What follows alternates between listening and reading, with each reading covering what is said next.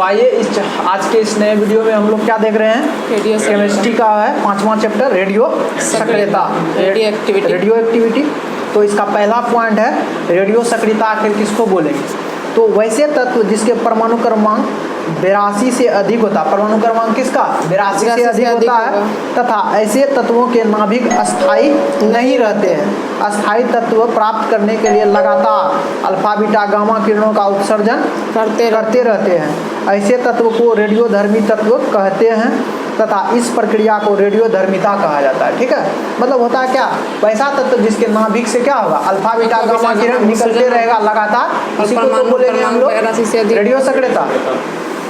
और परमाणु क्रमांक किससे अधिक रहना चाहिए, तो 82 से अधिक होना चाहिए। ठीक है, जैसे यहाँ फिगर में दर्शाया हुआ है, यहाँ नाभिक से अल्फा बीटा गामा निकल रहा है। अल्फा में पॉजिटिव चार्ज होता है, गामा में नेगेटिव चार्ज, और बीटा में क्या होता है अतिरिक्त। अल्फा बीटा में माइनस, अल्फा में पॉजिटिव और गामा में कोई चार्ज ही नहीं, चार्जलेस होता है, आवेशहीन।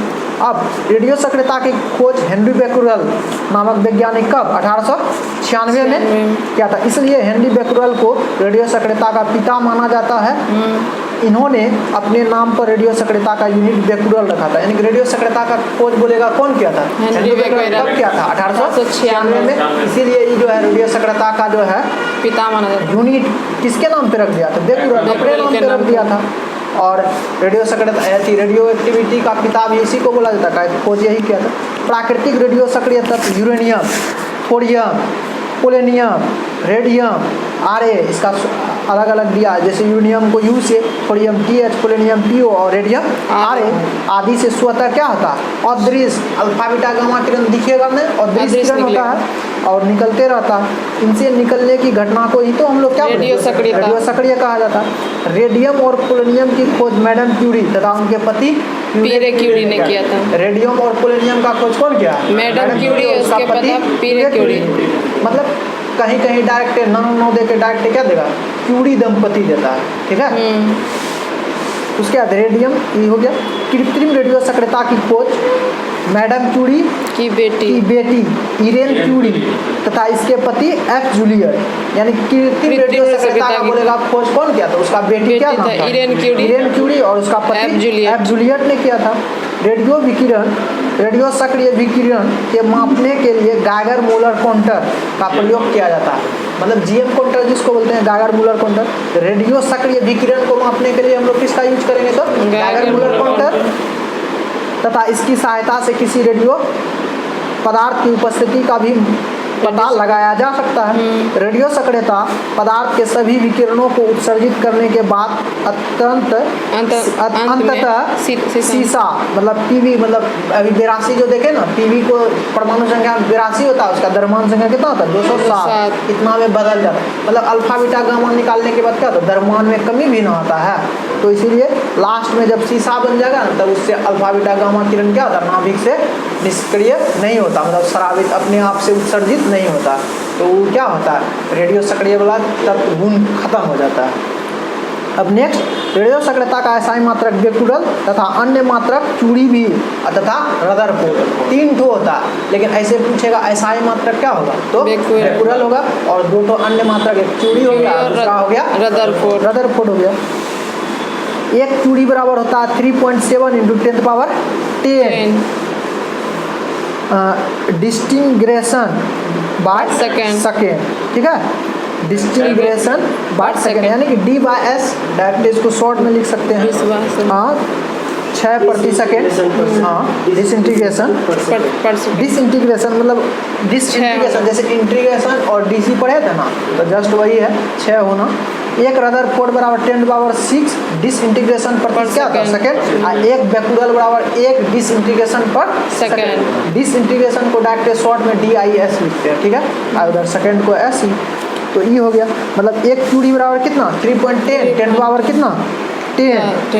एक रदरफोर्ड बराबर 10⁻6, और सबसे कम होता है रदरफोर्ड, अरे बेक्यूरेल मात्र एक के होता है, एक डिसइंटीग्रेशन। अब कोबाल्ट 60 के बारे में देखते हैं। कोबाल्ट 60, कोबाल्ट का एक समस्थानिक होता है। कोबाल्ट का जो है ना एक समस्थानिक का नाम क्या है, कोबाल्ट 60। यह सबसे अधिक प्रयोग आने वाले रेडियोधर्मी समस्थानिक में से एक है। रेडियोधर्मी समस्थानिक में से एक क्वार्क है। प्राकृतिक रूप में पाए जाने वाले क्वार्क अपनी प्रकृति में अस्थायी होता है, लेकिन क्वार्क सृष्टि एक मानव निर्मित रेडियो समस्थानिक है जिसे व्यापारिक प्रयोग के लिए क्वार्क 59 का व्यापारिक प्रयोग जब हम लोग करेंगे तो किसका करेंगे? क्वार्क 59। लेकिन रेडियो धर्मिकता के रूप में करेंगे तो क्वार्क 60 न्यूट्रॉन सक्रिय द्वारा तैयार किया जाता है। अब रेडियो सक्रियता 6 नहीं दिया। हाँ, तो इसमें पुराना वाला मैंने दिया, 4th एडिशन में दिया है। इसका 4th एडिशन के हिसाब से हम लोग देख रहे हैं, ठीक है। तो रेडियो 6 और रेडियो सक्रियता विखंडन, ठीक है। अब रेडियो सक्रियता 6 वाला देखते हैं। जैसे अल्फा कण, बीटा कण और गामा किरण जब निकलेगा तो क्या क्या 6 होगा? तो अल्फा कण अगर यदि निकलता है तो इसका मतलब हीलियम का नाभिक वाला क्या होगा? उसके समान 6 हो जाएगा। मतलब परमाणु संख्या 2 कमेगा और द्रव्यमान संख्या 4 कमेगा। जब बीटा जब निकलेगा तो क्या होगा? तो इसमें इलेक्ट्रॉन का उत्सर्जन, मतलब डायरेक्ट प्लस, मतलब परमाणु संख्या में वृद्धि हो जाता है। मतलब इलेक्ट्रॉन जब त्यागेगा तो उसमें प्लस चार्ज आ जाएगा, मतलब परमाणु संख्या बढ़ेगा, माइनस होगा।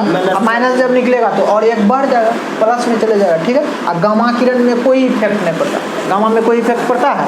नहीं पड़ता है। तो यही चीज़ हो गया। अब अल्फा बीटा गामा का विशेषता देखेंगे। जैसे इसका विशेषता खत्म होगा और थोड़ा सा अर्ध आयु वाला पढ़ेंगे और उसके बाद साथ ही सब चैप्टर खत्म। जैसे अल्फा किरण की विशेषता देख रहे हैं तो इसका खोज कौन किया था? रदरफोर्ड। अल्फा का रदरफोर्ड। यह एक धन आवेशित कण युक्त कण है। इस पर 2 इकाई धन आवेश होता है और इसका द्रव्यमान हाइड्रोजन के द्रव्यमान का 4 गुना, यानी तो हीलियम के द्रव्यमान के बराबर बोलेंगे, नहीं तो हाइड्रोजन के 4 गुना बोलेंगे, ठीक है। धन आवेशित होने के कारण कैथोड की ओर विचलित हो जाता है। जब कैथोड के तरफ, अगर कैथोड क्या होता है?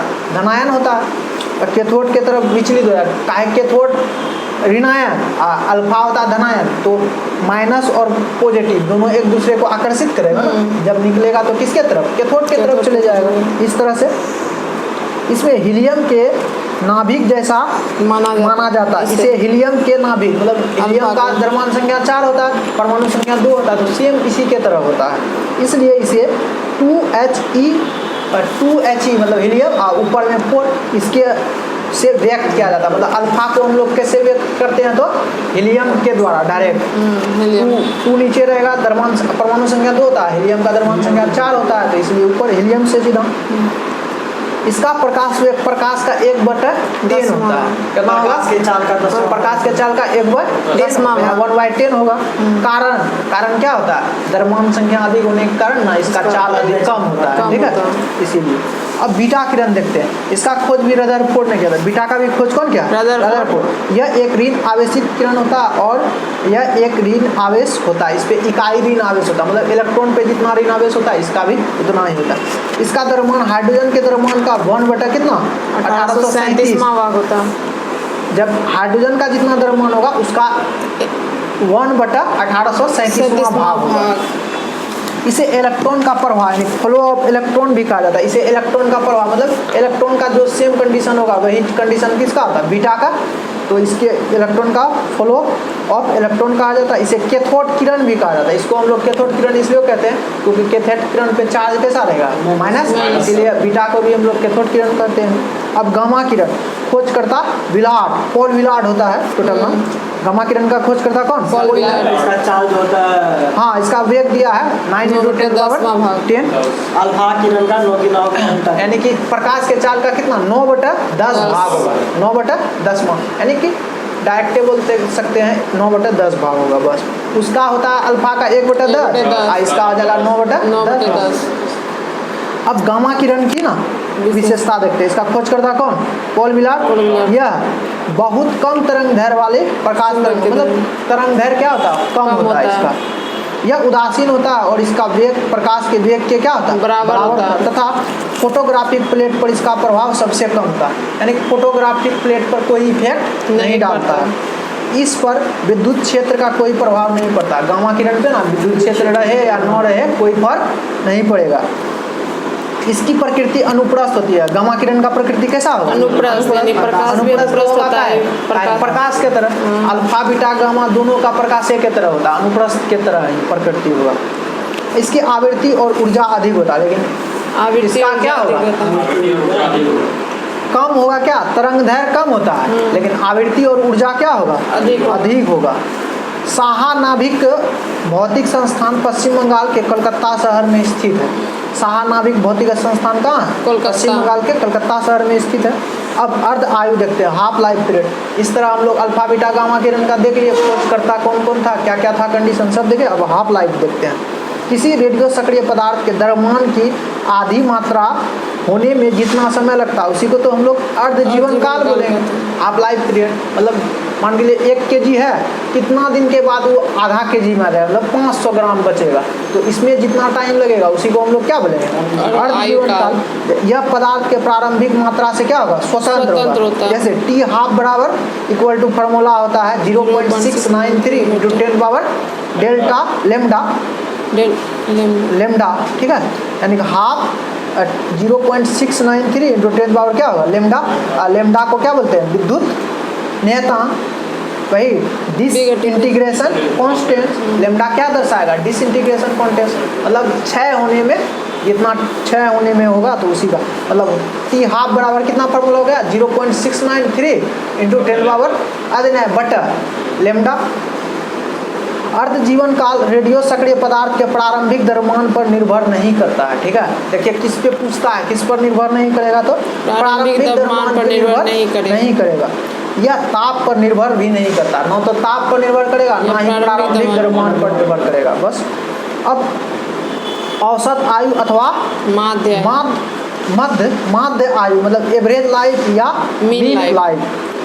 यह पदार्थ के क्षय नियतांक के व्युत्क्रम मतलब 1 लेमडा के बराबर होगा। यह पदार्थ के नियतांक का क्या होगा? व्युत्क्रम मतलब 1 लेमडा के बराबर होगा। इसे टॉर्क टी से टाउ बोलते हैं। ऐसे टी है उल्टा पाई टी के तरह रहेगा, स्मॉल टी, उससे प्रदर्शित किया जाता है। औसत आयु अगर यदि बोलेंगे ना, पदार्थ के सभी अणुओं की कुल ऊर्जा, औसत बोलेंगे तो क्या होगा? पदार्थ के सभी परमाणुओं की कुल आयु बटा पदार्थ के परमाणु की संख्या। मतलब औसत आयु बराबर क्या हो जाएगा? पदार्थ के सभी परमाणु का पदार्थ के सभी परमाणु की कुल आयु बटा पदार्थ के परमाणु की संख्या। जैसे टाउ यानी कि टॉर्क डायरेक्ट बोल सकते हैं। टॉर्क बराबर 1 बटा क्या? लेमडा। अर्ध आयु बटा 0.693। अब क्वेश्चन यहाँ पे देके रखा हुआ, रेडियम का हाफ लाइफ पीरियड 1600 वर्ष। तब 8 ग्राम रेडियम कितने वर्षों में 1 ग्राम शेष रहे? मतलब प्रारंभिक कितना देके रखा? 8 ग्राम, लेकिन 1 ग्राम कितना टाइम के बाद बचेगा? मतलब 8 ग्राम पहले 4 ग्राम में चेंज होगा तो कितना टाइम लगेगा? 16 वर्ष। फिर 4 ग्राम 2 ग्राम में होगा तो फिर 16 वर्ष। फिर 2 ग्राम जो है 1 ग्राम में हो जाएगा, फिर 16 वर्ष। 16 तो अतः 48 वर्षों में जो है ना 8 ग्राम रेडियम कितना ग्राम? 1 ग्राम रेडियम शेष रह जाएगा। पोलोनियम का इसी तरह देख के रखा हुआ है, इस तरह निकाल लेंगे। एक का एग्जाम्पल समझ लिया तो उसका दूसरा देख ले। जैसे होगा क्या, जितना दे के रखेगा ना अर्ध लाइफ आयु मतलब 1600 वर्ष दे के रखा है तो मतलब 8 ग्राम 4 वर्ष में फिर 16, फिर 4 को 2 में करेंगे 16, फिर 2 को 1 में किए फिर 16, और तीनों को क्या किया? जोड़ दिया। तो इस तरह से हो गया। अब पोलोनियम इस तरह एग्जाम्पल दे के बहुत सारा रखा हुआ है। अब नेक्स्ट जो है ना, रेडियो एक्टिविटी एलिमेंट का पहचान जो हम लोग कैसे करेंगे, ठीक है।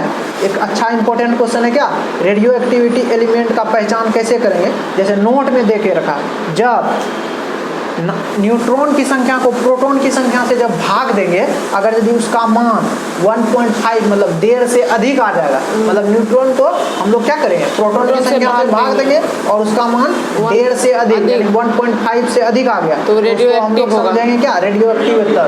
मतलब जैसे परमाणु न्यूट्रॉन की संख्या सेम और इसका प्रोटॉन की संख्या भी सेम रहेगा तो 1 आ गया तो मतलब नहीं है। जैसे सोडियम का कितना होता है 23 होता है द्रव्यमान संख्या, परमाणु संख्या 11 होगा, मतलब घटा देंगे तो 12, अब 12 में जब हम लोग 11 से भाग देंगे लगभग 1 पॉइंट समथिंग आएगा, 1.5 से अधिक नहीं ना हुआ। लेकिन होगा कब, रेडियो एक्टिविटी जब 1.5 से अधिक रहेगा तब। तो ये अच्छा है, पॉइंट याद रखिएगा। तो इस तरह से दिया हुआ है। अब नेक्स्ट है क्या, स्फुरदीप्त यहाँ समझा के भी दिया है। जैसे नाइट्रोजन 7 और 14 द्रव्यमान संख्या परमाणु संख्या जब भाग दिए तो 7 आ गया। ये क्या है? रेडियो सक्रिय है। लेकिन यूरेनियम का देख लीजिए, यूरेनियम 92 और 235, जब हम लोग घटा के निकालेंगे तो 143 और परमाणु इलेक्ट्रॉन की संख्या कितना या प्रोटॉन की संख्या 92। जब इसमें भाग देंगे तो 1.56 आ गया। मतलब ये हो गया क्या? 1.5 से अधिक हो गया। मतलब ये तत्व कैसा है? रेडियो सक्रिय होगा। यह स्फुरदीप्त का गुण रखती है जो फोटो फिल्म को भी प्रभावित करेगा। मतलब यूरेनियम क्या करेगा? स्फुरदीप्ति मतलब हो गया क्या? नाभिक से क्या होगा? अल्फा बीटा किरण को अति उत्सर्जित करते रहेगा। इसी को तो बोलते हैं उस स्फुरदीप्त। जब ये गुण रखेगा और फोटो फिल्म को क्या करेगा? प्रभावित करेगा। जैसे तरह फोटो प्रभावित फिल्म को कौन कौन प्रभावित कर रहा है? तो अल्फा और बीटा करेगा। गामा का है कोई चार्ज रहता है तो नहीं करेगा। जैसे यहाँ अब आयनन विभव, भेदन क्षमता, फोटोग्राफिक प्लेट, तो इसमें देखते हैं। जैसे सबसे अधिक प्रभावित कौन करेगा? अल्फा करेगा, उसके बाद बीटा, उसके बाद गामा। मतलब आयनन विभव सबसे अधिक किसका होगा? अल्फा का। उसके बाद बीटा, सबसे कम गामा। आयनन मतलब ये होता है क्या? चार्ज, आवेश। चार्ज सबसे अधिक किस पे? अल्फा पे रहेगा। तब उसके बाद बीटा, गामा पे तो होता ही नहीं, तो इसीलिए हो गया। फिर भेदन क्षमता लेकिन अभी पढ़े थे हम लोग, गामा का सबसे अधिक होता है। आवृत्ति और भेदन क्षमता दोनों प्रकाश के चाल के बराबर। और उसके बाद अल्फा का सबसे कम, यानी कि भेदन क्षमता हो गया गामा का सबसे अधिक, उसके बाद बीटा, उसके बाद अल्फा सबसे कम, सबसे अधिक हो गया गामा। फोटोग्राफिक प्लेट को ना सबसे अधिक प्रभावित कौन करेगा? अल्फा। और उसके बाद बीटा सबसे कम करेगा। अब हम लोग देखते हैं नाभिक संलयन। नाभिक संलयन और हाइड्रोजन, नाभिक संलयन, हाइड्रोजन बम और परमाणु बम देख के इसको अरे बना लीजिए ना, 2 भाग में डाल दीजिए। नाभिक संलयन न्यूक्लियर फ्यूजन रिएक्शन जो है, नाभिक संलयन अभिक्रिया है न्यूक्लियर फ्यूजन। इसमें ड्यूरेलियम, उसके बाद हीलियम, उसके बाद न्यूट्रॉन एनर्जी और ट्राइटियम, इस तरह का फिगर बना के दिया हुआ है। तो अब हम देखते हैं क्या, जब 2 हल्के नाभिक मिलकर एक भारी नाभिक का निर्माण करता है तो यह नाभिक संलयन कहलाता है। इस प्रक्रिया में ऊष्मा क्या होता है? ऊर्जा की एक विशाल राशि मुक्त होता है। नाभिक संलयन। तो जब 2 हल्के नाभिक मिलकर एक भारी नाभिक का क्या करेगा? निर्माण करेगा। तो इसलिए नाभिक संलयन कहते हैं। इस प्रक्रिया में ऊर्जा क्या होता है? बहुत विशाल मात्रा में निकलता है। सूर्य और तारे की ऊर्जा का स्रोत ना नाभिक संलयन ही होता है। सूर्य और तारा का जो है ऊर्जा का कैसा स्रोत होगा? नाभिक संलयन। सूर्य में नाभिक संलयन की स्रोत जो है ईंधन कौन होगा? हाइड्रोजन। सूर्य के नाभिक संलयन का उत्पादन प्रोडक्ट कौन बनेगा? हीलियम। बेथे के अनुसार सूर्य के अंदर कार्बन नाइट्रोजन चक्र चलता रहता है। ठीक है, बेथे के अनुसार क्या होगा? सूर्य के अंदर कार्बन नाइट्रोजन चक्र ना चलते रहेगा। किसके अनुसार? तो बेथे के अनुसार। ये क्वेश्चन नया टाइप का है, याद कर लीजिएगा। अब हाइड्रोजन बम देखते हैं।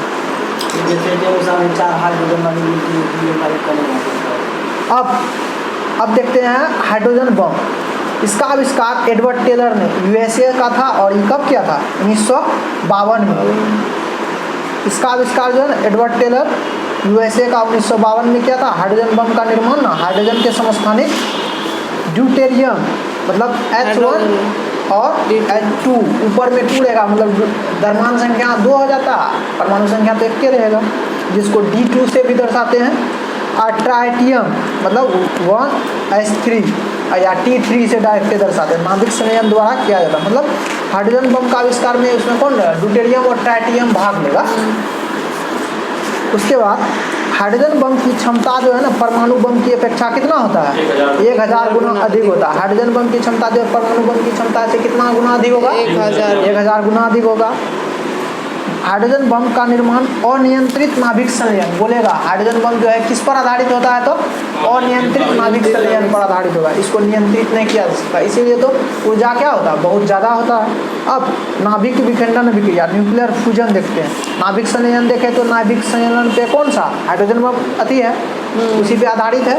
अब नाभिक विखंडन देख रहे हैं। जब एक भारी नाभिक विखंडित होकर 2 हल्के नाभिक का निर्माण कराता है और साथ ही ऊर्जा की एक विशाल राशि मुक्त करती है। तो इस प्रक्रिया को हम लोग क्या बोलेंगे? नाभिक विखंडन। मतलब एक भारी नाभिक जो हल्का हल्का छोटा छोटा नाभिक में टूट जाएगा तो इससे क्या बोलेंगे? नाभिक विखंडन। इससे क्या होगा? इससे भी ऊर्जा क्या होता है? विशाल ऊर्जा निकलता है। नोट में परमाणु बम का निर्माण अनियंत्रित विखंडन अनियंत्रित विखंडन अभिक्रिया के पर किया जाता है। ठीक है, मतलब परमाणु बम भी क्या होता है? अनियंत्रित। नाभिक हाइड्रोजन बम भी क्या होता है? अनियंत्रित। नाभिक से दोनों अनियंत्रित होता है। ठीक है, अब हम लोग देख रहे हैं भारत ने अपना पहला परमाणु परीक्षण कब किया था? 18 मई 1974 को राजस्थान के जैसलमेर जिले पोखरेल नामक स्थान पर किया था। मतलब पहला परमाणु बम का जो थी परीक्षण किया था 18 मई 1974 को राजस्थान के पोखरेल जिले, और इसका नाम रखा था मुस्कुराते बुद्धे, मतलब स्टालिन बुद्धा। मुंबई में परमाणु ऊर्जा संस्थान को पुनः नामकरण होमी जहांगीर भाभा के सम्मान में किया। मतलब मुंबई में जो परमाणु ऊर्जा थी है ना संस्थान, उसका नामकरण किसके नाम पे रखा है? तो होमी जहांगीर भाभा। परमाणु आयोग का जो है ना पिता भी कहा जाता है, उसी के नाम पे जो है होमी भाभा नाम रखा है। मैनहट्टन प्रोजेक्ट दुनिया का पहला परमाणु बम बनाने वाला मिशन था। मैनहट्टन प्रोजेक्ट क्या है? पूछेगा क्या? दुनिया का पहला परमाणु बम बनाने वाला मिशन का नाम क्या? Manhattan project. जब कब? 1942 में ओपेनहेमर ने मैनहट्टन प्रोजेक्ट का प्रमुख बनाया गया था। मैनहट्टन कब बनाया गया था? तो 1942 में। प्रथम परमाणु बम लिटिल बॉय अमेरिका द्वारा 6 अगस्त 1945 को जापान के हिरोशिमा शहर तथा दूसरा परमाणु बम फैटमैन अमेरिका द्वारा 9 अगस्त 1945 को जापान के नागासाकी पर गिरा। पहला बम जो है 6 अगस्त 1945 हिरोशिमा, और दूसरा हो जाएगा नागासाकी 9 अगस्त 1945 नागासाकी। पहले का नाम लिटिल बॉय, दूसरा का फैटमैन। अमेरिका ही गिराया था जापान पर। हिरोशिमा में यूरेनियम का प्रयोग हुआ था, नागासाकी में प्लेटिनम का। यानी कि लिटिल बॉय में किसका?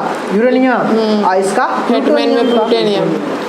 और इसमें दिया यूरेनियम कितना? 238 का प्रयोग हुआ था। यूरेनियम 238। यह चांदी जैसा सफेद है। यूरेनियम 238 जो होगा ना, यह चांदी जैसा सफेद होता है। इसका अयस्क पीच ब्लेंड या कार्नेटाइट, पीच ब्लेंड या नहीं तो कार्नेटाइट जो होता है। यूरेनियम 238 प्रकृति में ना सर्वाधिक मात्रा में पाया जाता है। यूरेनियम 235 प्रकृति में बहुत कम मात्रा में पाया जाता है, लेकिन 238 जो है अधिक मात्रा में पाया जाता है। यूरेनियम 235 विखंडनीय है। इसका उपयोग नाभिक ईंधन के रूप में इसका उपयोग नाभिक विखंडन बमों को बनाने में किया जाता है। जापान के हिरोशिमा तथा नागासाकी शहर पे गिराए गए बम क्रमशः यूरेनियम 235 और प्लूटोनियम 239। हिरोशिमा पे हो जाएगा यूरेनियम 235 और उसका हो जाएगा नागासाकी में प्लूटोनियम 239। अब परमाणु बम नाभिक विखंडन के सिद्धांत पर निर्मित विस्फोटक को परमाणु बम या नाभिक बम कहा जाता है। ठीक है, नाभिक विखंडन के सिद्धांत पर निर्मित विस्फोटक को परमाणु बम या नाभिक बम कहा जाता है। परमाणु बम को बनाने के लिए भारी वाले परमाणु प्रायः यूरेनियम 235 और प्लूटोनियम 239 का प्रयोग करते हैं। भारी नाभिक जिसका रहेगा उसी का प्रयोग किया जाता है। यह अनियंत्रित श्रृंखला अभिक्रिया का उदाहरण है। जो भी हम लोग परमाणु बम बनाएंगे क्या है? अनियंत्रित, नियंत्रित नहीं है। प्रथम परमाणु बम रॉबर्ट ओपेनहाइमर कब बनाया था? 1945 देके रखा हुआ 45। हाँ 1942 में लेकिन होगा यहाँ पे 1945 नया वाला एडिशन में 1945 देके रखा, आप लोग देख लीजिएगा। इसके विस्फोट के समय तीव्र चमक, हजारों वायुमंडलीय दाब के बराबर दाब तथा प्रचंड हवा का झोंका उत्पन्न हो जाता है। जब यह विस्फोट करेगा तो क्या होगा? तीव्र चमक, हजारों वायुमंडलीय दाब के बराबर और प्रचंड हवा का झोंका उत्पन्न हो जाता है। और इसका ताप कितना होता है? 10⁻7 डिग्री सेल्सियस तक पहुँच। यानी जहाँ पे विस्फोट होगा ना उसका ताप बहुत ज़्यादा होगा। ताप जैसे ही होगा तो क्या होगा? सब जल नहीं जाएगा, झुलस जाएगा, इसलिए तो मर जाता है आदमी ना। और भारी मात्रा में रेडियो एक्टिव विकिरण वातावरण में फैल जाता है। और भारी मात्रा में क्या होगा? रेडियो एक्टिव तत्व क्या होगा? फैल जाता है। जैसे रेडियो एक्टिव त्वचा में जाने के बाद त्वचा का कैंसर भी ना फैल जाता है। इसका प्रभाव जो है दीर्घकालिक तक रहता है, मतलब बहुत दिनों तक रहता है। जैसे जापान में अभी भी क्या होता है, वहाँ का बच्चा अति नपुंसक होता है, थोड़ा बहुत अपंग टाइप का हो जाता है, अभी पूर्ण रूप से ख़त्म नहीं हुआ उसका प्रभाव। हुआ था 1945, अभी आ गया है 2024 चल रहा है, फिर भी इतना अंतर है। अब न्यूट्रॉन बम देखते हैं। लगभग 20 वर्षों के परीक्षण का प्रयोग के उपरांत अमेरिका ने सन 1977 में इस बम का निर्माण किया। मतलब न्यूट्रॉन बम का आविष्कार कब? 20 वर्ष का परीक्षण के बाद। कब किया था? 1977। इस बम का निर्माण किया था। इस बम द्वारा जीवों तथा मनुष्यों का नाश हो जाता है। इसमें क्या होगा? जीव और मनुष्य का नाश हो जाएगा, लेकिन इमारतों को कोई नुकसान नहीं पहुंचता। जीव को हानि पहुंचेगा और मतलब जीव और मनुष्य दोनों को हानि पहुंच जाएगा। मतलब सजीव चीज को पहुंचेगा और निर्जीव पे कोई इफेक्ट न पड़ेगा, कोई पर यानी मकान उकान को कोई। नोट में हाइड्रोजन बम परमाणु बम की अपेक्षा 1000 गुना क्या होता है? शक्तिशाली। परमाणु रिएक्टर और नाभिक रिएक्टर है ना, इसको कल हम लोग देखेंगे। इस वीडियो को हम लोग यहीं पे रखते हैं।